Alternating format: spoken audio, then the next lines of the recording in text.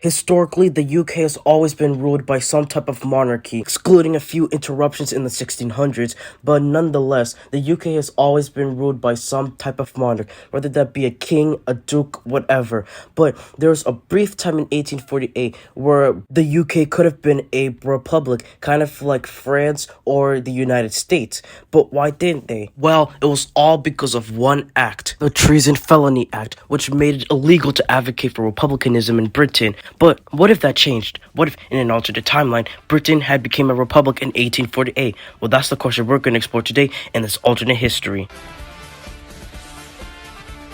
Well, for that to happen, we need to change two things: the rebellions in Canada and Ireland. We need the British government to heavily suppress these rebellions, even harder, than they did in our own timeline. And for said rebellions to go a lot more horribly for the revolutionaries than they were in our own timeline. This would heavily decrease the popularity of the British royal family, who would try to suppress these anti-royal sentiments all over the Isles, with acts like the Treason Felony Act being a lot more enforced and a lot more authoritarian than they were in our own timeline. Many people all over the world will start to call the United Kingdom a royal dictatorship, kind of like Yugoslavia in the late 1920s, early 1930s. The British people will decide that enough is enough, and they'll start to advocate for republicanism in the United Kingdom. Many would be arrested and maybe executed. This will further anger the British population, which will cause more of these republican revolutions to spiral in the United Kingdom. The good thing is that France isn't sponsoring these rebellions, wink wink. So due to public and eventually international pressure, the British royal family will be forced to leave the United Kingdom. They would most likely leave to the United States because, we all know what happened to Canada a few years earlier, right? Meanwhile, in the British Isles, though, the people will have to decide who would become their first president. I have one candidate, Fergus O'Connor, who was a prominent leader of the British Republican movement in 1848. So he would be a great candidate for the British presidency. Historically, Fergus was part of the Chartist movement in 1848, the movement that advocated for British republicanism. This political movement advocated for rights for the working class. So I could see this British Republic becoming somewhat socialist, but still largely capitalist. I could see some businesses and some factories being partially owned by the new British government. This would heavily piss off the upper and business owning classes, who would start to heavily support British monarchism. But for now, at least, the British democracy will function kind of like the United States democracy. I could also see the new British Republic federalizing, with Ireland, Scotland, Wales, England, and Canada becoming equal states in the new United States of Britain. Assuming that everything else in history goes the same direction, we move on to 1885, the Scramble of Africa. I can see the Scramble for Africa going the same way, except some minor British colonies like modern-day Ghana will be slightly smaller than our own timeline, due to Britain being slightly weaker than our own timeline. And besides, it's not known whether the Chartists were actually against colonization or not, because they mostly advocated for workers' rights, not African rights. Now, we move on to 1914, World War I, where Franz Ferdinand gets shot in Bosnia, igniting the World War. The political and military sides of this war would be the exact same, except for one major difference. I could see a potential civil war breaking out in the British Republic. Why, you may ask? Well, remember I said the upperclassmen and business owners were pissed off that their factories and businesses were now partially owned by the government, and those upperclassmen became royalist through the leadership of George V, the head of the House of Windsor, and military and financial support from Germany. A civil war will break out between the British royalists, sponsored by Germany, and the British Republicans, sponsored by France. This will be a long and grueling conflict for both sides. It would heavily determine on who would actually win World War I. So that's why I'm going to divide this timeline into two. One where the Central Powers win World War I, and one where the Entente wins World War I, with Britain being the deciding factor. Well, if you're enjoying my content so far, make sure you subscribe. Here are some videos that I'm going to be making in the near future, so make sure to subscribe if you want to see more. Anyways, back to the video.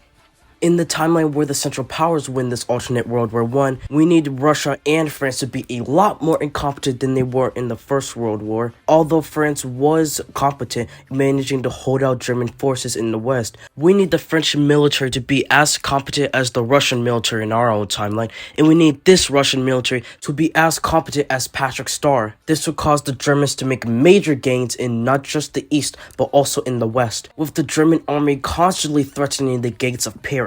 Another factor will change here is that the United States remains firmly, and I do mean firmly, neutral in this world war, like not sending any financial and or military aid to the Entente. One way we could have this happen is that we could have France and Italy jointly invading Switzerland. This would further decrease support for American entry into the war, which would stop American banks and businesses from supporting the Entente financially. Shit, bro, we could have some of these banks and businesses sending minor financial aid to the Central Powers instead of the Entente. Combined with the disastrous invasion of Switzerland, the more disastrous collapse of Russia than our own timeline in the East, the German army capturing Paris in the West, and the British royalists regaining control over the British Isles and Britain's colonies, the Entente will finally surrender to the Central Powers. In the peace terms, this will look like every single damn Central Powers victory scenario, so let me just...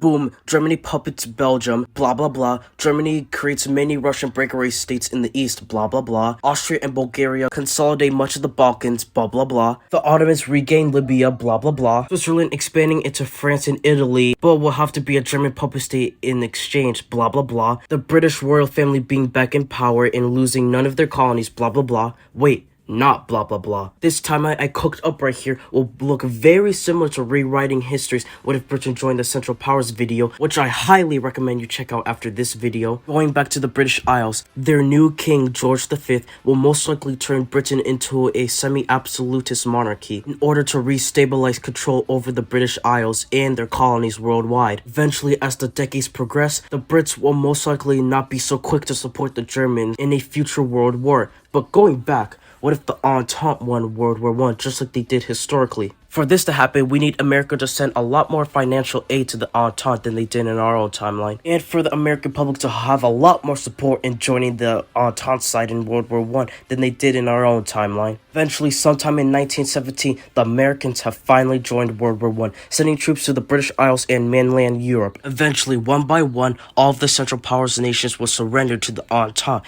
with the British Republicans gaining full control over the British Isles and the Germans surrendering to the Entente. The peace treaty will look exactly the same as it was in our own timeline, but with two major differences. The first difference is that the British are under a republic instead of a monarchy, and the second and most impactful difference of them all, since the Americans have sent more financial aid to Europe than they did in our own timeline, many European nations like France and Britain would owe the US a lot more money than they did in our own timeline, causing the American economic boom of the 1920s to be a lot greater than it was in our own timeline.